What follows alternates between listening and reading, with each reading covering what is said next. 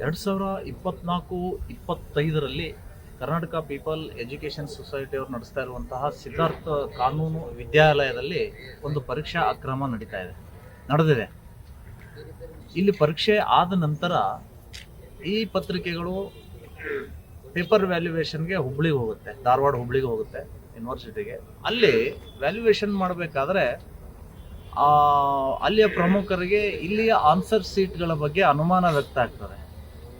ಪ್ರತಿ ಆನ್ಸರ್ ಸೀಟನ್ನು ತಪಾಸಣೆ ಮಾಡಿದಾಗ ಮೇಲ್ನ ಆನ್ಸರ್ ಸೀಟ್ ಬೇರೆ ಮತ್ತು ಒಳಗಡೆ ಇರುವಂತಹ ಆನ್ಸರ್ ಸೀಟು ಕೂಡ ವ್ಯತ್ಯಾಸ ಕಂಡು ಬಂದದ್ದಕ್ಕಾಗಿ ಅಲ್ಲಿಯ ವರಿಷ್ಠರ ಗಮನಕ್ಕೆ ತರುತ್ತೆ. ವರಿಷ್ಠರೆಲ್ಲ ಒಂದು ಎನ್ಕ್ವೈರಿ ಟೀಮನ್ನು ಮಾಡಿ ಎನ್ಕ್ವೈರಿ ಮಾಡಿಸಿದ ಮೇಲೆ ಸ್ಪಷ್ಟವಾದಂತಹ ಒಂದು ವರದಿ ಬರುತ್ತೆ. ಏನು ಅಂತ ಕೇಳಿದರೆ, ಈ 24 ಜನರ ಆನ್ಸರ್ ಸೀಟ್ಗಳೇನಿದ್ದಾವೆ ಇವು ಫೇಕ್ ಇದ್ದಾವೆ, ನಕಲಿ ಇದ್ದಾವೆ.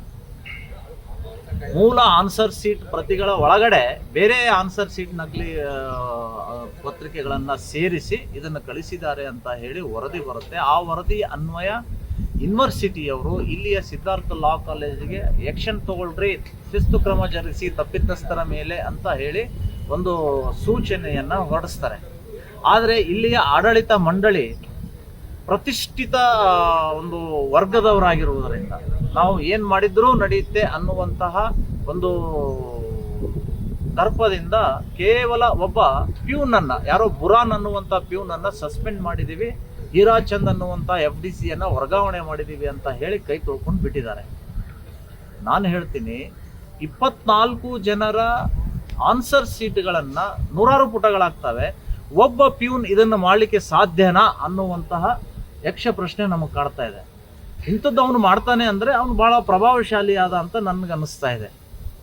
ಈ ಅಕ್ರಮದಲ್ಲಿ ಕೇವಲ ಪ್ಯೂನ್ನ ಕೈವಾಡ ಇಲ್ಲ, ಇಲ್ಲಿಯ ಪ್ರಿನ್ಸಿಪಾಲ್ರ ಕೈವಾಡ ಇದೆ, ಇಲ್ಲಿಯ ಆಡಳಿತ ಮಂಡಳಿಯ ಕೈವಾಡ ಇದೆ. ಯೂನಿವರ್ಸಿಟಿಯವರೇ ಇವರು ಎಲ್ಲರ ಮೇಲೂ ಕೇಸ್ ದಾಖಲಾಗಬೇಕಾಗಿತ್ತು. ಇದು ಸಣ್ಣ ಹಗರಣ ಅಲ್ಲಲ್ಲ, ಎಲ್ಲರ ಮೇಲೂ ಕೇಸ್ ಹಾಕಿ ಇವರನ್ನು ಎನ್ಕ್ವೈರಿಗೆ ತಳ್ಳಬೇಕಾಗಿತ್ತು. ಕೇವಲ 6 ಜನ ವಿದ್ಯಾರ್ಥಿಗಳಿಗೆ 1,000 ರೂಪಾಯಿ ದಂಡ ಹಾಕಿದ್ದಾರೆ.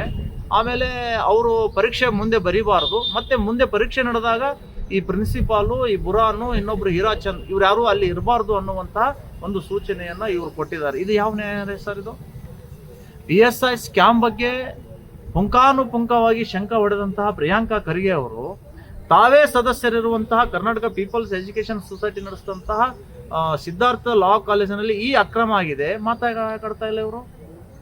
ಬುದ್ಧ ತತ್ವ, ಬಸವ ತತ್ವ ಬಗ್ಗೆ ಹೇಳ್ತಾರೆ. ಇವತ್ತು ಇದು ಯಾವ ತತ್ವ? ನಿಮ್ಮ ಕೇಂದ್ರದಲ್ಲೇ ಅಕ್ರಮ ಪರೀಕ್ಷೆ ನಡೆದಿದೆ, ಬೇರೆ ಆನ್ಸರ್ ಸೀಟ್ಗಳನ್ನು ಹೊರಗಡೆಯಿಂದ ತಂದು ಅದಕ್ಕೆ ಅಟ್ಯಾಚ್ ಮಾಡಿ ವ್ಯಾಲ್ಯೂಯೇಷನ್ ಕಳಿಸ್ತಾರಂದ್ರೆ ಇದಕ್ಕಿಂತ ದೊಡ್ಡ ಹಗರಣ ಯಾವುದೂ ಅಲ್ಲ. ಇದು ಈಕ್ವಲ್ ಟು PSI ಸ್ಕ್ಯಾಮ್, ಪರೀಕ್ಷಾ ಹಗರಣ ಏನಾಗಿದೆ ಅದ್ರ ಈಕ್ವಲ್ ಆಗಿದೆ. ಇವತ್ತು ಇವರು ಬಾಯಿ ತೆರಿಬೇಕು, ಅದ್ರ ಬಗ್ಗೆ ಮಾತಾಡಬೇಕು, ಇವರೆಲ್ಲರ ಮೇಲೂ ಕೂಡ ಕೇಸ್ ಹಾಕಬೇಕು ಅನ್ನುವಂತಹ ಒತ್ತಡವನ್ನು ನಾವು ಯೂನಿವರ್ಸಿಟಿ ಹುಬ್ಳಿಗೆ ಹಾಕಿದ್ದೀವಿ, ಹುಬ್ಳಿ ಧಾರವಾಡಗೆ.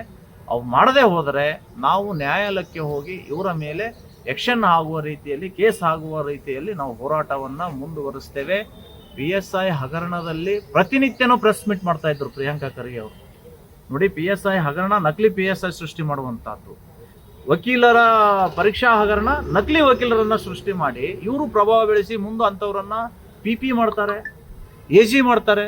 ಇನ್ನೂ ಒಂದಿಷ್ಟು ಇವರು ಕಾನೂನು ಸಚಿವರಾದರಂದ್ರೆ ಅಂತಹ ವ್ಯಕ್ತಿಗಳನ್ನ ಜಡ್ಜ್ ಮಾಡಿ ಇವರ ಅಕ್ರಮಗಳನ್ನು ಮುಚ್ಚಿ ಹಾಕುವಂಥ ಒಂದು ದೊಡ್ಡ ವ್ಯವಸ್ಥೆ ಜಾಲವನ್ನು ಇವರು ಹೆಣೆದಿದ್ದಾರೆ. ಇದನ್ನು ಭೇದಿಸಬೇಕು. ಬಸವ ತತ್ವ ಹೇಳಿದವರು, ಬಸವ ತತ್ವ ಜನಕಂಜಿ ನಡೆದರೇನುಂಟು ಲೋಕದಿ ಮನಕಂಜಿ ನಡಿಬೇಕು. ಪುಂಖಾನುಪುಂಖವಾಗಿ ಬೇರೆಯವರು ಭ್ರಷ್ಟಾಚಾರದ ಬಗ್ಗೆ ಮಾತಾಡ್ತೀರಿ, RSS ಬಗ್ಗೆ ಮಾತಾಡ್ತೀರಿ, ಮೋದಿ ಅಮಿತ್ ಶಾ ಬಗ್ಗೆ ಮಾತಾಡ್ತೀರಿ. ನಿಮ್ಮ ಕಾಲೇಜಿನಲ್ಲಿ ಏನು ನಡೆದಿದೆ, ನಿಮ್ಮ ಹಿಂದೆ ಏನು ನಡೆದಿದೆ, ಅದನ್ನು ಯಾಕೆ ನೀವು ಗಮನಿಸ್ತಾ ಇಲ್ಲ? ಇವರು ಮನಕ್ಕೂ ಅಂಜೋಲ್ಲ, ಜನಕ್ಕಂತೂ ಮೊದಲೇ ಅಂಜೋಲ್ಲ, ಕಾನೂನಿನ ಭಯನೇ ಇವರಿಗಿಲ್ಲ. ಯಾಕೆ ಅಂತ ಕೇಳಿದರೆ ಎಲ್ಲ ಕಾನೂನು ಪರಿಪಾಲಕರು ಇವರು ಅಡಿಯಾಳಾಗಿದ್ದಾರೆ. ಹೀಗಾಗಿ ಇವರಿಗೆ ಯಾವುದೇ ಭಯ ಇಲ್ಲದ ಕಾರಣ ನಿರಂಕುಶಧಾರಿಯಾಗಿ ಇವರು ಇಲ್ಲಿ ಆಡಳಿತ ನಡೆಸ್ತಾ ಇದ್ದಾರೆ. ಇದು ಅಕ್ಷಮ್ಯ ಅಪರಾಧ, ಇವರ ಮೇಲೆ ಕೇಸ್ ಆಗಲೇಬೇಕು ಅನ್ನುವಂಥ ಆಗ್ರಹ ನಮ್ಮ ಶಿವಸೇನಾ ಪಕ್ಷದಿಂದ ಇದೆ. ವಿದ್ಯಾರ್ಥಿಗಳು ಮತ್ತು ಅಲ್ಲಿಯ ಆಡಳಿತ ಮಂಡಳಿಯ ಒಪ್ಪಂದದ ಮೇರೆಗೆ ಇದಾಗಿತ್ತು. ನಾನು ನಿಮಗೆ ಪಾಸ್ ಮಾಡ್ತೀನಿ, ಇಂತಿಷ್ಟು ಹಣ ಕೊಡಿ ಅಂತ ವ್ಯವಹಾರ ಆಗಿರಬೇಕು. ವ್ಯವಹಾರ ಆಗದೇ ಈ ಕೆಲಸ ಆಗಲಿಕ್ಕೆ ಸಾಧ್ಯನೇ ಇಲ್ಲ. ಎಷ್ಟೆಷ್ಟು ಲಕ್ಷಕ್ಕೆ ವ್ಯವಹಾರ ಆಗಿದೆ ಅದನ್ನು ಬಹಿರಂಗ ಆಗಬೇಕು, ಅದನ್ನು ಬಹಿರಂಗಪಡಿಸ್ಬೇಕು. ಇವರು ಸರ್ಕಾರನೇ ಖುದ್ದು ಸುಮೋಟೋ ಕೇಸ್ ಹಾಕೋಬೇಕಾಗಿತ್ತು, ಯಾಕೆ ಹಾಕೋಂಗಿಲ್ಲ? ಯಾಕೆ ಇದ್ರದ್ದು ಫೌಂಡರು ಮತ್ತು ಪ್ರೆಸಿಡೆಂಟು ಮಲ್ಲಿಕಾರ್ಜುನ್ ಖರ್ಗೆ ಇದಾರಂತ, ಇದ್ರ ಪ್ರೆಸಿಡೆಂಟು ಇದು ಕಾರ್ಯದರ್ಶಿ ಯಾರು ರಾಧಾಕೃಷ್ಣ ಇದಾರಂತ, ಪ್ರಿಯಾಂಕಾ ಖರ್ಗೆ ಸದಸ್ಯರಿದಾರಂತೆ ಸುಮ್ಮನೆ ಕೂತ್ಕೊಂಡಿದ್ದೀರಾ? ಇಷ್ಟೊತ್ತಿಗೆ ಇದು ಸಾಮಾನ್ಯರದಾಗಿರಿದ್ರೆ, ಬೇರೆ ಪಕ್ಷದವ್ರದ್ದಾಗಿದ್ರೆ ಇವರೇ ಇಲ್ಲಿ ಬೊಂಬಡಿ ಹೊಡಿತಾ ಇದ್ರು ಸಚಿವರೇ. ಇವತ್ತು ತಮ್ಮ ಮೂಗಿನ ನೀರಕ್ಕೆ ಇದು ನಡೀತಾ ಇರೋದ್ರಿಂದ ಅವ್ರ ಮಾತುಗಳು ಬಂದಾಗಿದ್ದಾವೆ, ಮೌನಿ ಬಾಬಾ ಆಗಿದ್ದಾರೆ.